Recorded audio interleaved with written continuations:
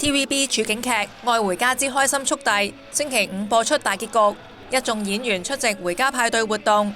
近日爆出大小姐林淑敏同紅上線滕麗明現實中不和嘅傳聞，兩人一齊受訪嗰陣講嘢非常玄妙，滕麗明仲疑似講粗口添。可唔可以行動顯示你哋係friend啊？我哋冇話過 friend 啊嚇，冇乜話同事，我哋冇話過 friend，同事梗係啦，一個想像嘅空間俾你想點表示？你點表示啊？你想點表示？係同事握手，握咩手啫？咩問題啊？我哋背對背，貫徹我哋劇入邊嗰個。你講問得罪啊要。之後兩人都有背對背影相，繼續受訪，但係咪不和或者得佢哋先知啦。滕麗明仲話或者借呢個話題有機會開新劇啊。其實俾有咁樣嘅 noise 俾大家。